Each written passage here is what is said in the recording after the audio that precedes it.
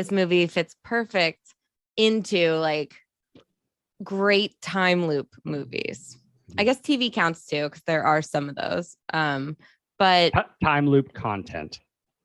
Oh, God, I hate that word though. Content. It's just like, it's too much. I love time loop movies. I very specifically though put this into a subcategory of time loop movies, and this subcategory, I love every movie I've ever seen in it, and that subcategory is stuck in a time loop movie. There's time traveling movies or time loop movies like Donnie Darko or Looper. Yeah.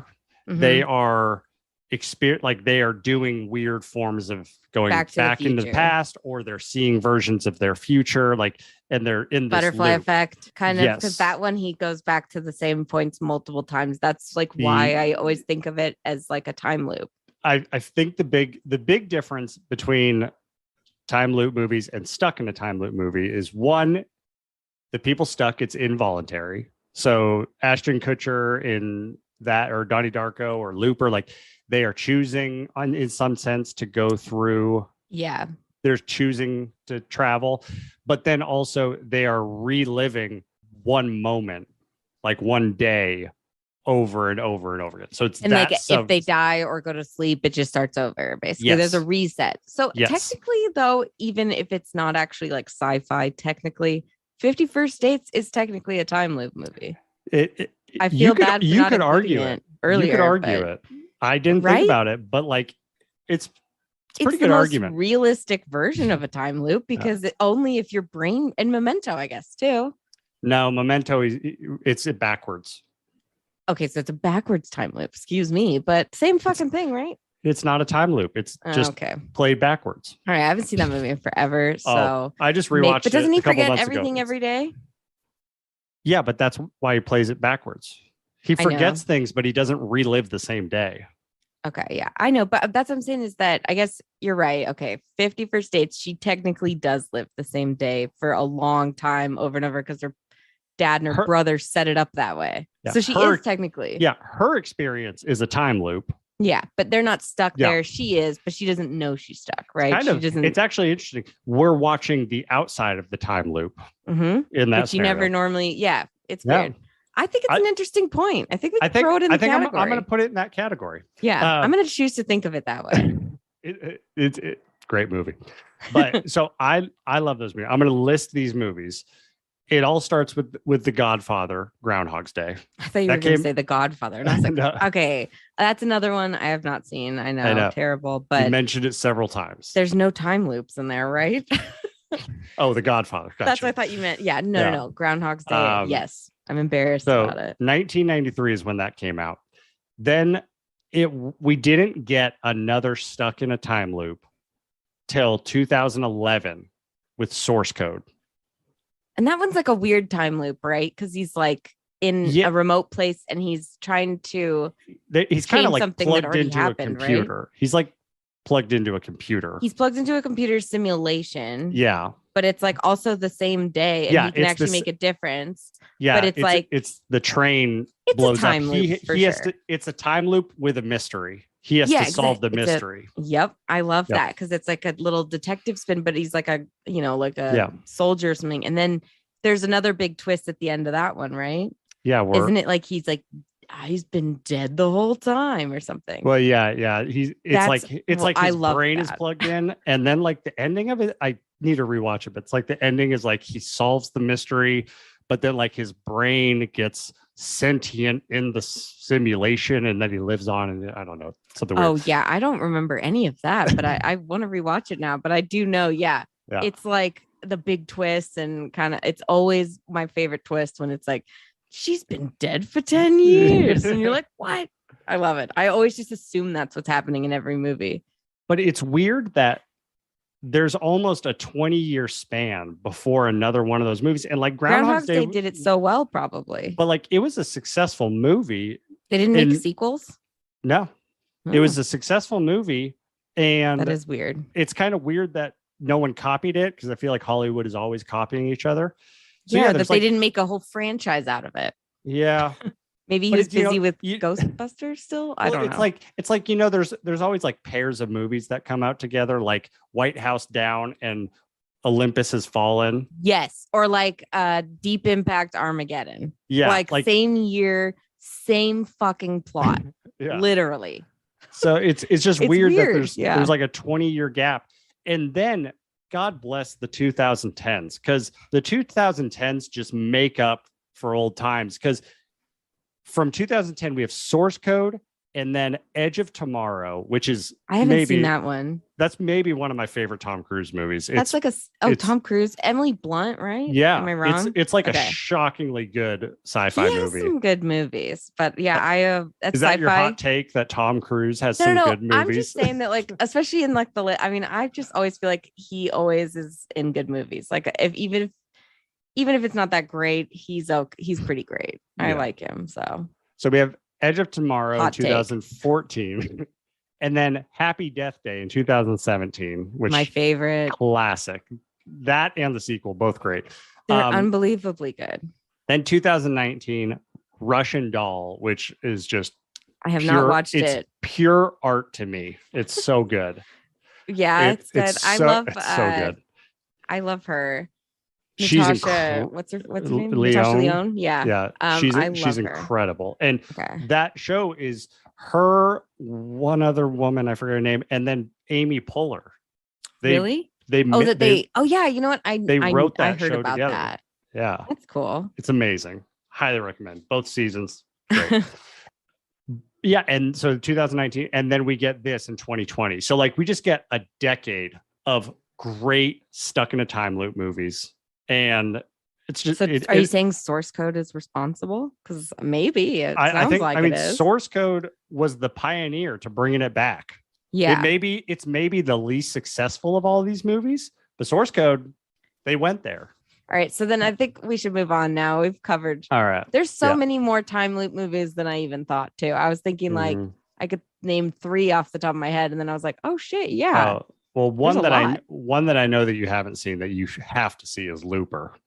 Yes. Okay. But Joseph Gordon-Levitt's like time travel, makeup, like, or just time loop? No. It's time travel. Joseph Gordon-Levitt plays a killer for hire. Yeah, it's like an assassin, right? And the people that he kills are people from the future. So people in the future send people to the past to get assassinated.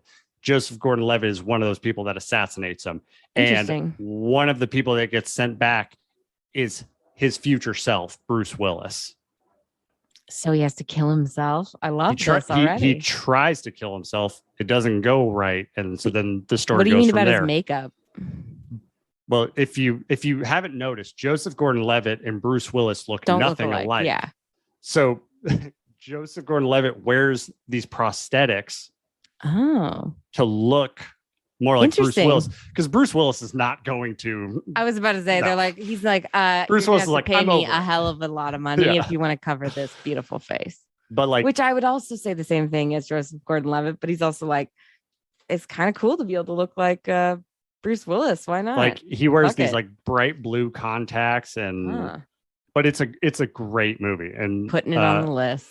Emily Blunt is on it, so that's not a loop movie, but it's a time travel movie. Name, so I feel like it kind of counts. Well, the loop is their life. They're not stuck in this. Technically a loop, though. Okay. But anyways, I won't be technical. Yeah. I have a lot of things that I thought of that I was like, I guess these don't actually count, but in my mind they do, and I think that is important. Time travel as a whole is a big category. Mm-hmm. So I just recommended this movie to my mom. Oh yeah, she would love this. I think this movie is timeless, and I think it's a movie that everyone can enjoy. Oh, I would not say that about any of the other movies that we listed of like Happy Death Day, Edge of Tomorrow, Source Code. They're all very specific to a certain genre and type of person. This one has so much of everything, you could really recommend it to anybody. The only other movie I could think of that has like multiple people in a time loop situation is that horror movie In the Tall Grass, which came out in 2019. Never seen that. It's like one of the Netflix movies. It's really good. It's based on a short story by Joe Hill and Stephen King, which is Joe Hill is his son. And it's like a really short story. Like I read it and was like, wow, this is fucking short. I was shocked that they were going to make a movie out of it. Cause it's like literally these people pull over on a road trip, these brother, sister, they hear a kid in this really tall grass, obviously from the fucking name, we're going to be in the grass. And he sounds like he's calling for help. So the sister goes in after him. And then once she's in there, it's like a maze and she can't get out. And then the brother goes in and they jump up and like every 2 seconds, they're like further and further, they're moving without knowing it. And there's like other people come in and then they are like going back further in time. And so they interact with each other at different stages. It's really fucking confusing, but it is like they can't escape kind of a deal.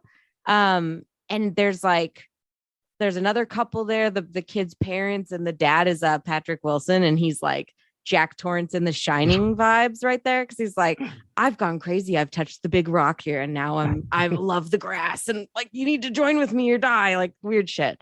It gets really fucking disturbing too, but it's like the only thing I could think of where like multiple people are in a time loop situation, because I noticed that this was different that way. I was already like, oh, that's cool, because then it's like a new spin on it, like you were saying.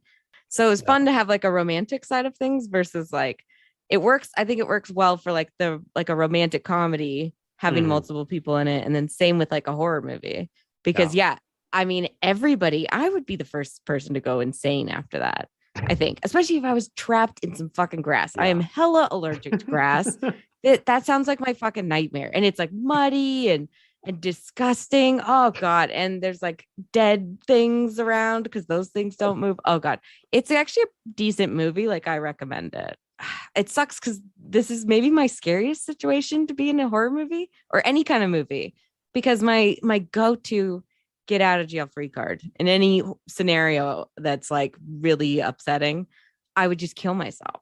And so this movie, I was like, man, that's gotta be fun. Like if you can't just kill yourself, like that really is like hell, right? Not saying that like I'm dying to kill myself, but like if I woke up tomorrow, you want to remove yourself from the equation.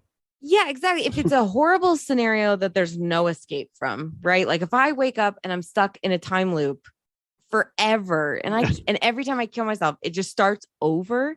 I mean, I think I would literally go insane. I think I would. I think your mind can't handle that. Like my mind would break instantly. That's why I would always go, I'll just kill myself instantly, because then I won't have to deal with the descent quickly into madness, because I know it's coming. Well, it's kind of like Andy Samberg says that one point he's just like, well, we don't really have a choice but to live. Yes. Yeah. Which is like, it means something different too. Like obviously take every day for, you don't want to take any day for granted. Yeah. You want to make the most of life, but it's also like literally though, that is pretty freaking scary if you think about it. Yeah. I mean, trapped for eternity, doing the same thing over and over again. That is like literally the definition of insanity. But this just popped into my head. Maybe the reason people don't go insane in these scenarios is because when they wake up, they also return to their current mental state of that day. I guess you're right. They do. No, wait, they don't. No. Because I was like, well, because when he talks to him at the wedding. Things. Yeah, they have to remember everything. But remembering things and a mental state are two different things. I don't know, man. There's a lot of things that like I don't want to remember, but they like are like forever burned into my mind, and they do affect like everything in my mind. So yeah, I would say like there's a lot, like there's some things you just can't get over is what I'm trying to say. And in 90% of like a horror or sci-fi scenario, I think my mind would break if my body didn't first. That's what I think. Don't forget to like and subscribe. We out here.